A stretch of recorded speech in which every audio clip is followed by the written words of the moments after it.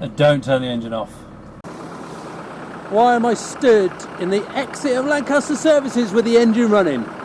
Funny story. So anyway, the story, it's all to do with this little bugger here. My Numax CXVX battery that I bought a hell of a long time ago. It's finally given up the ghost. So my battery let me down twice today. I haven't run this Defender in about 3 months until 2 days ago. The battery's been on its last legs for quite a number of years. I think I've squeezed enough value out of it now. It's now 9 years old. This was battery, I bought it in 2012. I had a lot of good reviews at the time, but to be honest, it's never started the vehicle that well, particularly in winter. It's never been like a, first cycle crank. Even in summer, it doesn't really. It takes a couple of cycles, a couple of cranks just to catch. So I think the battery is just too small. I think it's a sort of a cross leisure starting battery. It's supposedly 600 amps, but to be honest, if you look at the size of it, fits very nicely in there. But you look at the size of a genuine battery, which are only about 150 quid. I'm very tempted by one of those. Crikey, look at the stuff these lorries do. You can't get around. Jeez, man. Anyway, I'm going to have to look for a better battery, and I really want one that's got some kind of accessory things on. So, yeah, going to have to solve that. And I haven't been in the market for batteries, as I say, 9 years. So I'll be interested to see what I come up with. Anyway, check in with you soon. I went for a Varta H3 100 amp hour 830 cold cranking amps battery.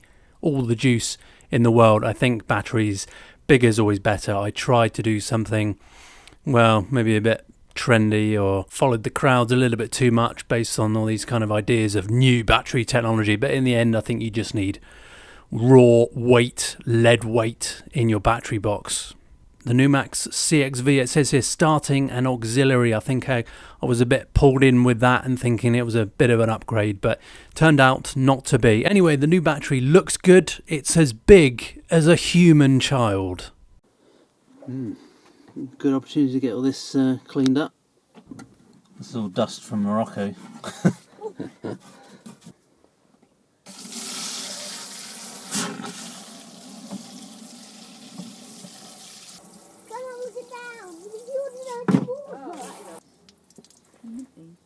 Okay, well that is a good base to start from.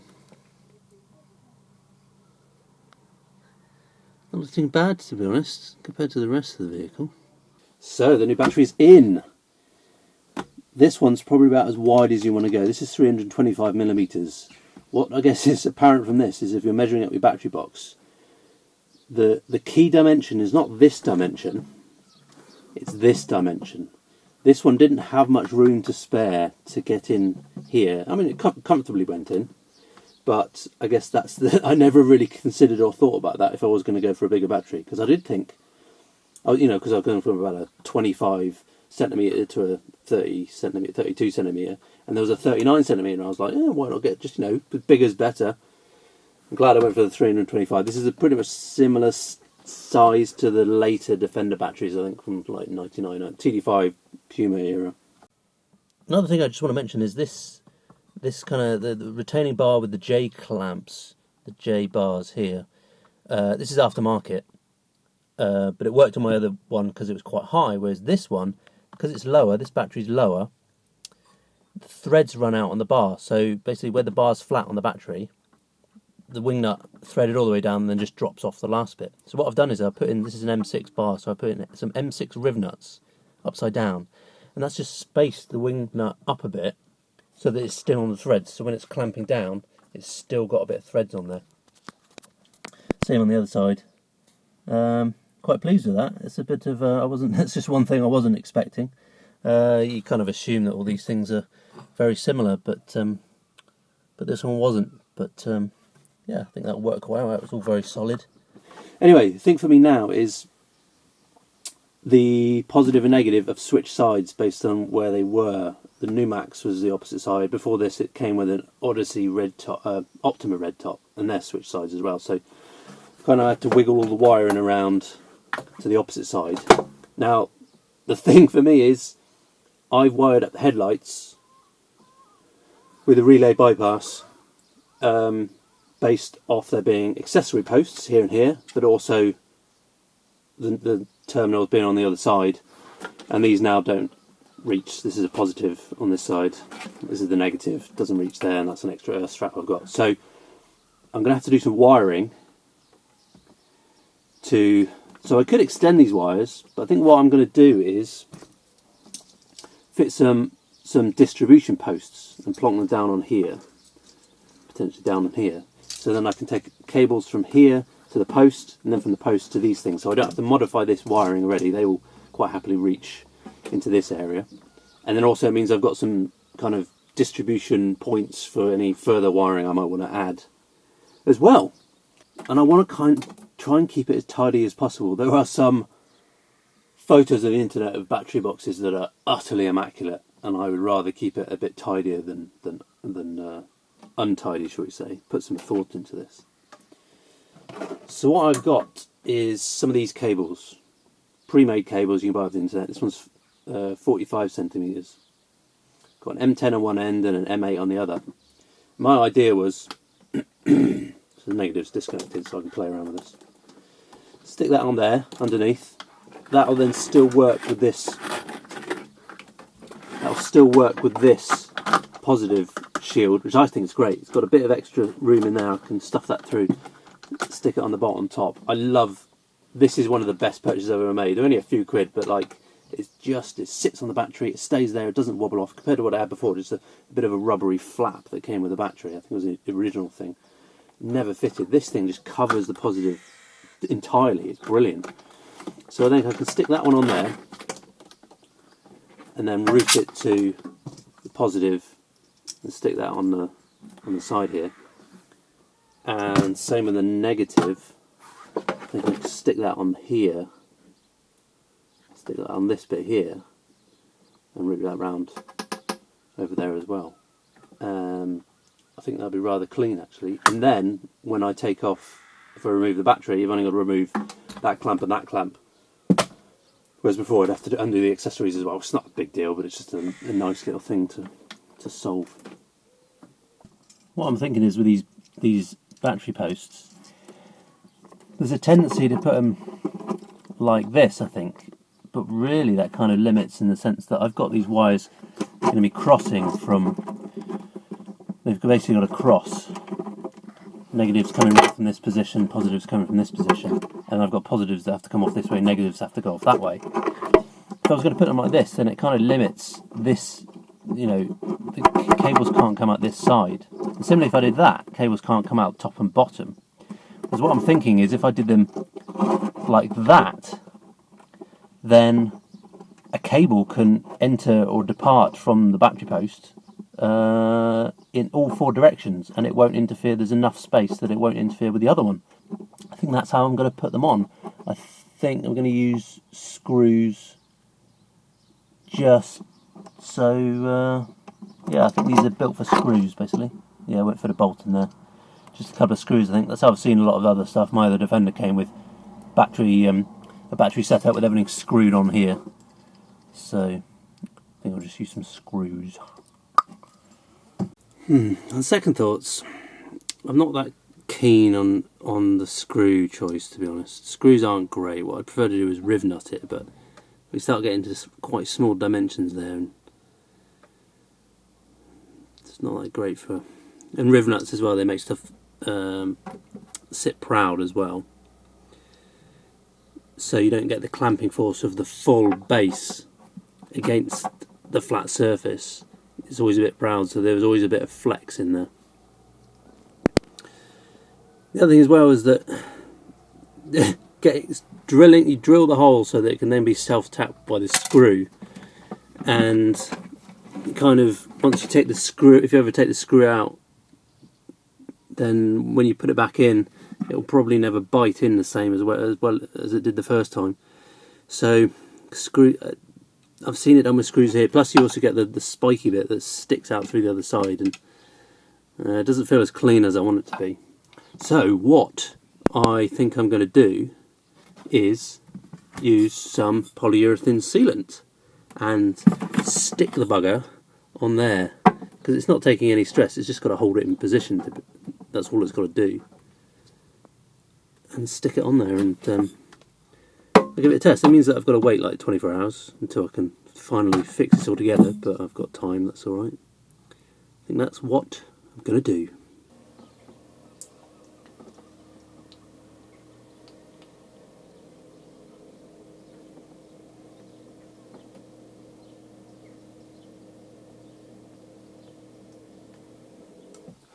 And the spatula from another glue product, right. Spread this out a bit. Might be a bit thick, but I do want it to splurge up through the screw holes. If it's too thick, I'll put some on the other.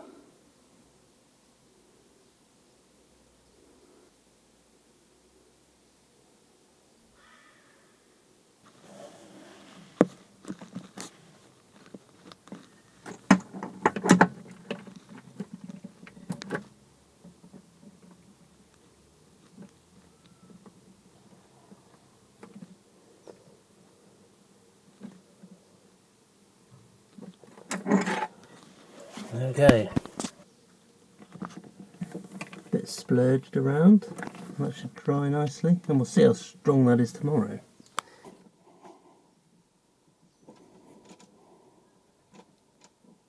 How's that for alignment? It was really hard lining stuff up in the battery box. You see these two over here. I did those by eye from above, and they never didn't come out straight. Not too fussed, but I wish these came in like smaller tubes. I've never seen a tube of silicone or anything for like a silicone gun shorter than that, like less than full size. Why can't they just do like mini ones like this? I've never probably ever used a full size. I don't know anyone that's probably ever used a full tube of any of this stuff.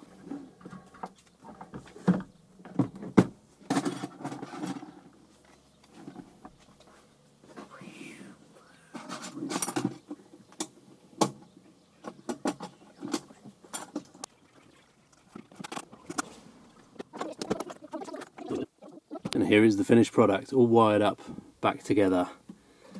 I'm quite pleased with this. It's not as clean as it could be. Maybe I need to cable tie some of these up and whatever, but it just means I need to take off one of these and one of these. I'm happy with that. The rest of it kind of works. So, and I've got this thing still sitting on there, protecting the positive, which is good.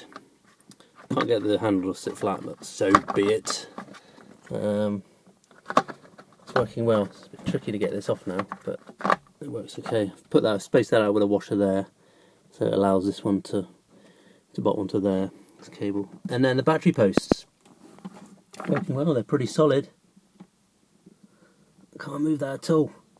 It's pretty solid.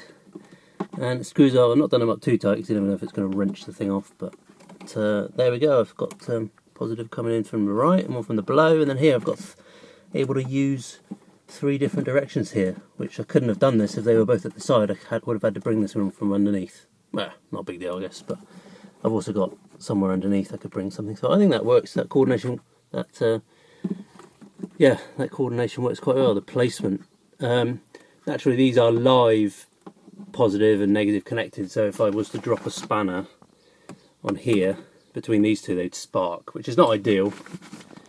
It's not the end of the world. I've done it tons of times on the alternator and bits like that, but ideally I'd get some protection on that, some kind of rubber boot, but that lends itself for all the wires coming in from one direction, so I might try and protect that a bit more. I guess ideally you would have it spaced more over this way perhaps, but I needed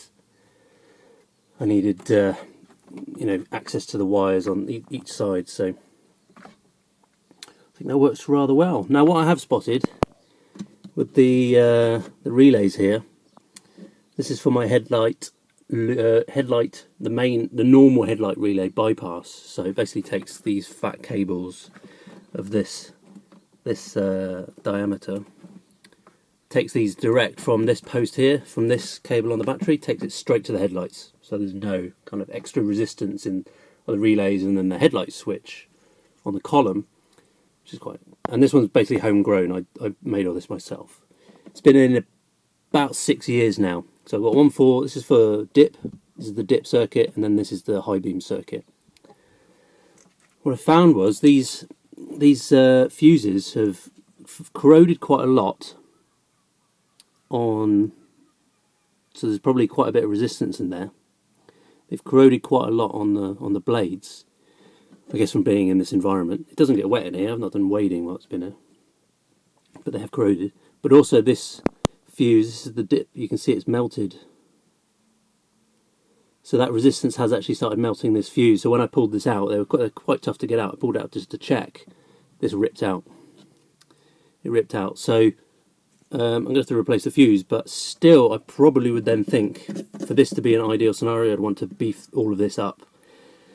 Ideally, I want to get something. I might get one of those like mud stuff under cubby box kind of trays under there. Then I can feed the wiring through here, up under there. One of the ones you can slide the cubby box back or flip up, and then put fuse box distribution in the bottom of there. Maybe that'll be a bit more of a drier atmosphere than in here, or maybe just try and beef this up completely with a kind of distribution board with extra fusing and different relays. These seem to work out well because it's fused, just along this cable to there, and it's carrying relative high current for the vehicle. So I thought these were quite a good idea, but that's good to know though. After 6 years, they're not that many. They still work, but I've got to get another fuse there, I think. And they're not quite holding up as I would have expected. But anyway, there we go. Very pleased with this battery. I've run the vehicle a couple of times, and it starts on the button. I'll leave you with a clip of that. Hopefully I'll have many more years of service out of this battery. Anyway, leave a comment below if you've got any questions. Subscribe for more electrifying content in the future. Thanks for watching. Bye for now.